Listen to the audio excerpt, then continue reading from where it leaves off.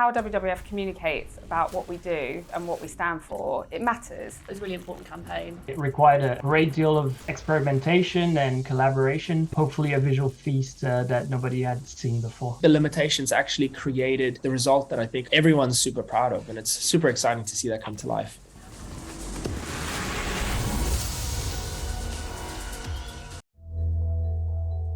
Time is running out. Can we bring our world back to life before it's too late? That's the opening line to our ad. The statistics from our latest Living Planet report are terrifying. On average, 70% drop in global wildlife populations since 1970. We know, because the evidence tells us, that conservation is no longer enough. At WWF, we're really lucky to have such a cherished brand. It's iconic, the panda is recognised by so many people, but our work takes us far beyond looking after and conserving precious species. Our mission and our strategy is about restoring the nature that's been lost and reversing the declines that we've seen if we are going to have a thriving planet, not just for those precious species, the pandas, the elephants, the tigers, but for everyone. That's why we've developed Bringing Our World Back to Life. It's a better expression of what we do. It speaks to the jeopardy that all is not well, that we know that there is a crisis on for our world, but it also speaks to the hope. This film was something that followed on quite naturally for that. The race idea was actually, I think it's a very direct metaphor. You're racing towards something hopeful, but it's still a race. It's a sort of active role for everyone to play and a sense of urgency. We wanted to embody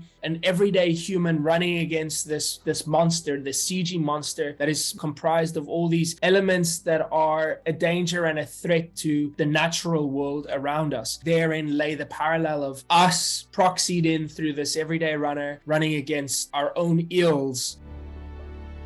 Advertising scripts are really interesting things because you can write the most brilliant, most perfect metaphor, but then you're always working within the constraints of budget. We just started brainstorming about how we can actually bring this concept to life. How can we totally rethink it? We realized that there's some new technology in the artificial intelligence space that we could use in concert with some simpler tricks. The AI model that we used was called Disco Diffusion. One of the other things that we had to our advantage was time. It allowed us to experiment a lot with things in the AI technology and how we could mess with that and play with it and manipulate it. We had to design 6 different AI filters. The first one was burning, fires and forest fires, air pollution and smog, melting ice caps. It was very hard to give prompts to try to get the AI to do melting ice caps without it just looking pretty. And then we also had overlogging and deforestation, sea pollution, overfishing. That was a very, very tricky one to give that feeling but still see through that image that we're looking at 2 characters running. In fact, there was a funny moment where one of our runners literally just turned into a little fish that was running on its tail. That didn't make it in the final cut. Then we had a positive AI pass, and it's much more about regeneration and the growing of nature. Because of the limitation, we actually were able to design something more organic that feels a little bit more unique. I was told several times it was impossible. It's testament to everyone's stubbornness that we've got it. That was one of the fun things, to see a limitation actually become one of the things that define the look and the feel of the project.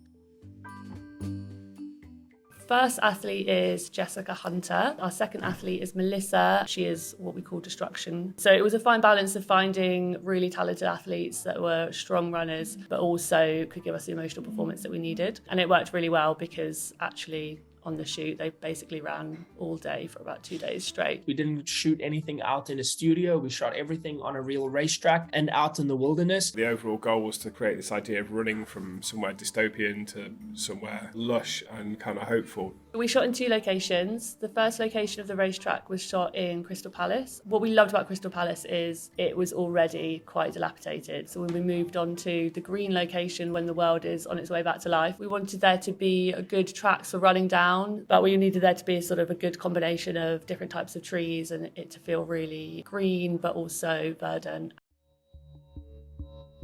Can we really bring our world back to life? And if we're honest, it's a question we're all asking ourselves. We have to. I think it leads back to the original intent behind the brief. If we were to remain cynical, then we're definitely doomed. As David Attenborough said, all we need is the will. Our supporters really believe that we can do this, and we really believe in them. They're not just adopting a tiger, they're helping to bring our forest back to life. It's really important that We recognise that there are solutions. We know that when you give nature a chance to recover, it can. We know we need our world leaders to step up, stop breaking the promises that they made for the environment and really start acting on the solutions. The race is definitely on, but we know it's a race that we can win. We can bring our world back to life.